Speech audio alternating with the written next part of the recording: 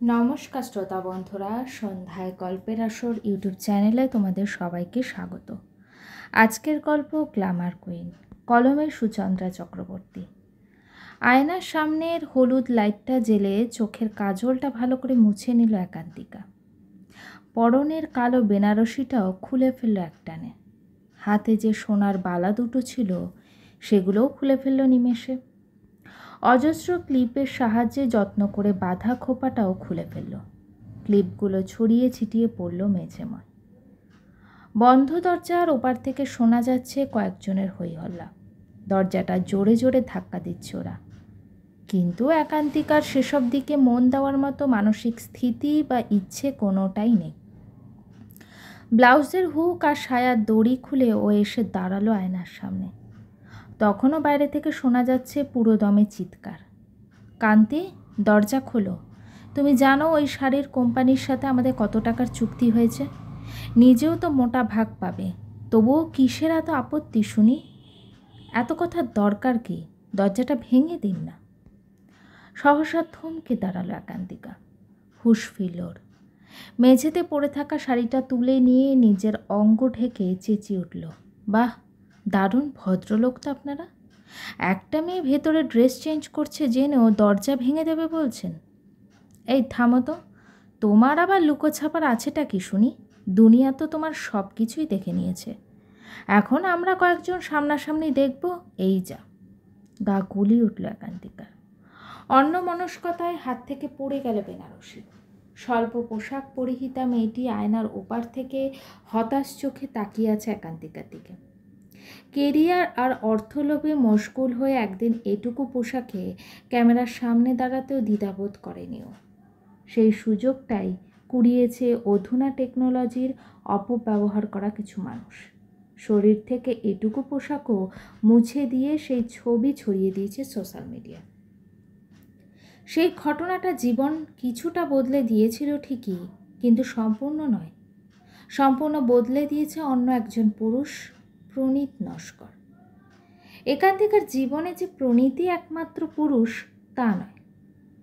জীবনে নানা বাঁকে অনেক পুরুষই এসেছে, তাদের সাথে সোকল্ড রিলেশনশিপ ছিল ঠিকই, কিন্তু সেখানে শুধু নরম বিছানায় উষ্ণ শরীরের সুখানুভূতি আর সুযোগ সুবিধা আদান প্রদান হয়েছিল মাত্র, মনের দেওয়া নেওয়া হয়নি। আর খবরের কাগজে সোশ্যাল মিডিয়ায় রটে গিয়েছিল সম্পর্কের গুঞ্জন। কিন্তু প্রণীতের সাথে সম্পর্কটা একেবারেই সেরকম ছিল না। সেখানে ছিল মনের দৃঢ় বন্ধন। সেই বন্ধন ছিঁড়ে যাওয়ার যন্ত্রণা একান্তিকার হৃদয় মেনে নিতে পারেনি। ভেঙে চুরে শেষ হয়ে গিয়েছিল ভেতর থেকে।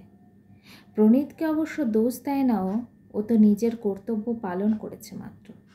শাড়ি আর ব্লাউজ খুলে ফেলে যে টপ আর মিনিস্কার্টটা পরে এখানে এসেছিল সেগুলোই শরীরে গলিয়ে নিল।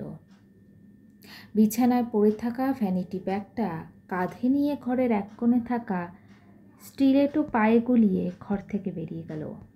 কানে এলো আশেপাশে থাকা মানুষদের তীব্র ক্ষোভ, ওর চরিত্রে কালি লাগানোর আপ্রাণ চেষ্টা, আরও বেশি টাকার লোভে লোভী প্রমাণ করার লাগামহীন প্রচেষ্টা।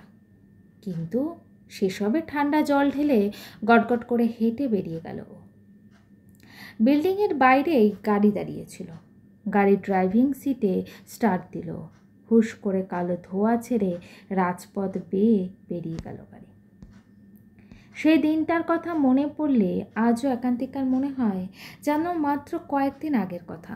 15-16 বছর বয়স থেকেই ওর মডেলিংয়ের প্রতি আগ্রহ তৈরি হয়েছিল। সেই ইচ্ছেটা আরও মাথাচাড়া দিয়ে উঠেছিল কলেজ 3rd ইয়ারে পড়তে থাকাকালীন। স্কুলে পড়াকালীন টিভিতে মাঝে মধ্যে র্যাম্প ওয়াক দেখে অভ্যাসও করত বন্ধ ঘরের ভেতর। কখনো বা লম্বা ছাদে উঠেও চলতো নিয়মিত ক্যাটওয়াক। পাশের বাড়ির জানলা থেকে অনেকেই উকিঝুঁকি মারত। সেই দলে যে শুধু মাঝবয়সী নারীরাই থাকতেন তা নয়, বেশ কিছু যুবক এবং পৌরপুরুষরাও থাকতেন। মাঝে মধ্যে ভেসে আসতো কিছু উড়ো কথাও। একান্তিকা সেসবে বিশেষ বিব্রত হতো না বললেই চলে, বরং কমপ্লিমেন্ট হিসাবেই নিত। ওর মা শিখা অবশ্য সবটা এতটা হালকাভাবে নিতেন না, মাঝে মধ্যেই কান ধরে টেনে নিয়ে আসতেন ঘরে, ধমক দিতেন, দেখতে সুন্দরী বলেই কি কায়দা করে হেঁটে নিজের শরীর দেখিয়ে বেড়াতে হবে?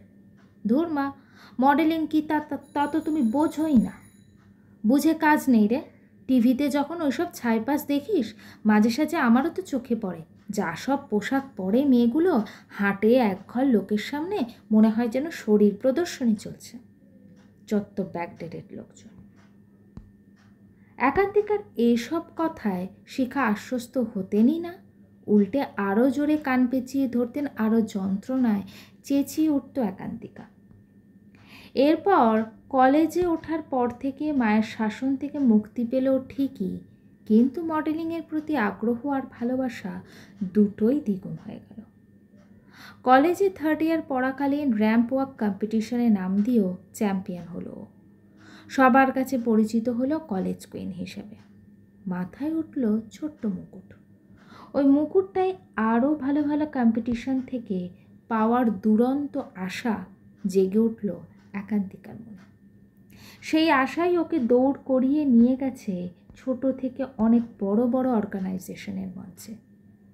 বারবার বিফল হয়েও হাল ছাড়েনিও। সাফল্য মাথা নত করেছে ওর সামনে। মাথায় উঠেছে একাধিক রত্নখচিত মুকুট। আনন্দাশ্রু সিক্ত হয়েছে ওর দু চোখ। কত শত অ্যাড এজেন্সি যে কন্ট্রাক্ট সাইন করিয়েছে ওকে দিয়ে, গুণে শেষ করা যাবে না। বেশিরভাগই শাড়ি, গয়না, ক্রিম, শ্যাম্পু এসবের বিজ্ঞাপন। অন্তর্বাসের বিজ্ঞাপনের প্রস্তাবও যে আসেনি তা নয়, প্রথম দিকে এসবে রাজি হয়নি ও একদমই, কিন্তু অর্থলোভ নিয়ন্ত্রণ করা যে বড়ই কঠিন, সেই লোভ নিয়ন্ত্রণে ব্যর্থ হয়েছে একান্তিকা। নামমাত্র পোশাকে ক্যামেরার সামনে দাঁড়িয়েছে ও। কিছু অসাধু মানুষ আধুনিক প্রযুক্তির সাহায্য নিয়ে সেটুকু পোশাকও খুলে নিয়ে নগ্ন করেছে ওকে। সেই সব ছবি, ভিডিও ভাইরাল করা হয়েছে সোশ্যাল মিডিয়ায়। এমনভাবে এডিট করা হয়েছে যেন দেখে মনে হচ্ছে ছবিগুলো একদম সত্যি। মডেলিং দুনিয়াতে আসার পর থেকে এমনিতেই বাড়ির মানুষগুলোর সাথে মানসিক দূরত্ব লক্ষ্য যোজন হয়ে গেছে, তার ওপর আবার এসব কেচ্ছা। বাড়িতে আর ঠাঁই হয়নি ওর।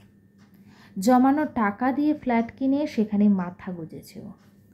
যাদের সাথে ওর সম্পর্ক ছিল কেরিয়ারের, অর্থের বা শারীরিক প্রয়োজনে, তারাও ওর দিক থেকে মুখ ফিরিয়ে নিয়েছে এভাবে সকলের সামনে ওর মান সম্মান ধুলোয় মিশে যাওয়ার।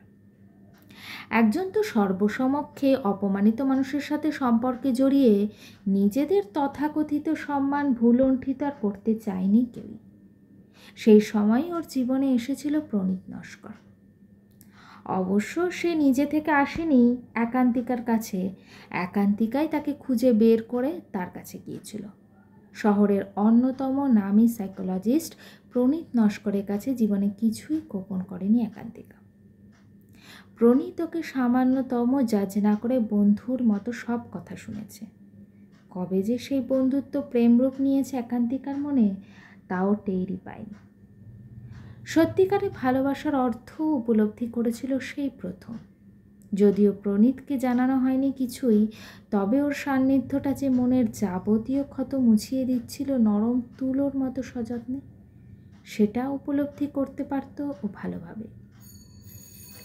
মেন্টাল ট্রমা থেকে পুরোপুরি বেরিয়ে আসার পর ভেবেছিল প্রণীতকে মনের কথা জানাবে। সেই মতো একদিন আগে থেকে না জানিয়ে হাতে ফুলের তোড়া নিয়ে ওর দরজায় কলিং বেল বাজিয়েছিল একান্তিকা। দরজা খুলেছিলেন এক পৌরা। নিজেকে পরিচয় দিয়েছিলেন প্রণীতের মা হিসাবে। হাসি মুখে আপ্যায়ন করেছিলেন একান্তিকাকে। ঘরের ভেতর সোফায় এসে বসতেই হাসি মুখে মিষ্টি নিয়ে এলেন তিনি। কিন্তু একান্তিকার তো আর সেদিকে কোনো হুঁশ নেই। ওর চারদিকে তাকিয়ে খুঁজছে কেবল মনের মানুষকে। নিতুকে খুঁজছো মা? পৌরা যেন মনের কথা পড়ে ফেললেন নিমেষে। একান্তিকা কিছু বলার আগেই তিনি নিজেই বললেন, ওকে তো এখন পাবে না মা, ও তোর বাবার সাথে কিছুটা ইতস্তত করে বললেন, পাকা কথা বলতে গেছে। কথাটা শুনেই যেন মাথায় আকাশ ভেঙে পড়ল একান্তিকার। দীর্ঘশ্বাস ফেলে বলল, পাকা কথা? হ্যাঁ মা। মুখে এক প্রশস্ত হাসি এনে বললেন পৌরা, ছেলের জন্য বহুদিন ধরেই পাত্রী দেখছি গো। ছেলে এত খুঁতখুঁতে যে কাউকেই মনে ধরে না। শেষ পর্যন্ত এই মেয়েটাকে ভাগ্যিস পছন্দ হয়েছে তেনার, তাই আর দেরি করতে চাইছি না আমরা, বুঝলে কি না। একান্তিকাকে আপাদ মস্তক পর্যবেক্ষণ করে বললেন, এমনিতেই ওর যা পেশা, আশেপাশে কম বয়সী মেয়েরা ঘুরঘুর করে, কখন ছেলের মন ঘুরে যায় তা কি আর বলা যায়। ঠিকই। শ্লেষের হাসি হেসে বলল একান্তিকা, আমি এখন উঠি। হ্যাঁ, এই বোকেটা রেখে গেলাম, প্রণীত ফিরলে ওকে দিয়ে দেবেন। সে কি, মিষ্টিগুলো তো মুখেই দিলেন না। আজ থাক আন্টি, অন্যদিন খাবোক্ষণ। একান্তিকা তাড়াহুড়ো করে বেরিয়ে গেল। বাইরেই ওর নিজস্ব গাড়ি দাঁড়িয়েছিল, তাতে উঠে পড়ল। এতদিন যে মনের ক্ষতটা প্রায় শুকিয়ে এসেছিল, আজ সেই ক্ষততে আবার যেন কেউ ছোড়া দিয়ে আঘাত করল। এবার আঘাতের পরিমাণ দ্বিগুণ। প্রণীতের কাছে যাওয়ার রাস্তাও নিজেই সজোরে বন্ধ করে দিয়েছে। অভিমানে আঘাতে আহত যে একান্তিকা এতদিন গ্ল্যামার দুনিয়া থেকে সরে গিয়েছিল, সে আবার সেই দুনিয়াতেই পা রাখল। আবার সেই উন্মুক্ত পোশাকে দাঁড়ালো ক্যামেরার সামনে। কিন্তু বেশি দিন এই জীবন সহ্য হলো না একান্তিকার। প্রণীতের সান্নিধ্য ও স্বেচ্ছায় ত্যাগ করেছে ঠিকই, কিন্তু ওর শেখানো জীবন দর্শন তা তো মুছে যায়নি স্মৃতিপট থেকে। মনের মণিকোঠায় একেবারে জলজল করছে ধ্রুবতারার মতো। কয়েকদিন যেতে না যেতে নিজের প্রতি ঘৃণা ক্রমশ বাড়তে লাগলো ওর। তবে আজকের ঘটনার সব সীমা পার করে গেছে। কন্ট্রাক্ট অনুযায়ী ওর আজ উন্মুক্ত পোশাকে ক্যামেরার সামনে দাঁড়ানোর কথা ছিল না, কিন্তু শুটিং স্পটে এসে ও একেবারে হতবাক। চেঞ্জিং রুমে এসে ব্লাউজটা গায়ে চড়াতেও ভীষণ অবাক। ব্লাউজটা পরলে বুক পিঠের বেশিরভাগই উন্মুক্ত থাকবে। কোনো রকমে মনের আপত্তি মনে চেপেই ব্লাউজটা গায়ে চাপিয়ে তার উপর বেনারসিটা পরল। শাড়ির আঁচল দিয়ে যথাসম্ভব বুক পিঠ আবৃত করে স্পটে এলো, কিন্তু আসতেই বিপত্তি। সবাই নাক মুখ কোচকালো ও শাড়ি পরার ধরন দেখে। অনেকে তো বিড়বিড় করলো, গোটা বডির এক্সিবিশন করে এখন এসেছেন সতী সাজতে। ওর নজর ওজোর আপত্তি গ্রাহ্য না করেই শাড়ির আঁচল ক্রমশ সরু করে দেওয়া হতে লাগলো। আঁচলের অবস্থানও বুক থেকে নেমে এলো কোমরের কাছাকাছি। বুকের সিংহভাগই শুধু নয়, পেট, কোমর এবং নাভিও উন্মুক্ত করে দেওয়া হলো। এত কিছুর পরেও তারা ক্ষান্ত হলো না। একান্তিকার মুখভঙ্গি নিয়েও তারা হাজার আপত্তি জানাতে লাগলো। যথেষ্ট আবেদনময়ী না লাগার কারণে বাতিল করা হতে লাগলো একের পর এক শট। বেনারসির বিজ্ঞাপনে এরকম অদ্ভুত এক্সপ্রেশন কেন? বাধ্য হয়ে প্রশ্নটা করেই ফেলল একান্তিকা। বিয়ের কোণে কি বিবাহ মণ্ডপে এরকম বর আসার জন্য অপেক্ষা করে? তোমাকে কে বলল যে তোমাকে বিয়ের কোণে হিসেবে প্রেজেন্ট করা হচ্ছে?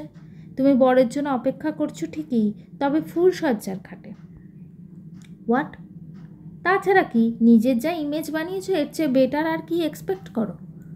তা তোমার যদি এতই প্রবলেম থাকে এসব বিয়ে শাদির অনুষ্ঠান নিয়ে, তাহলে অন্য কিছু ইমাজিন করো একান্তিকা।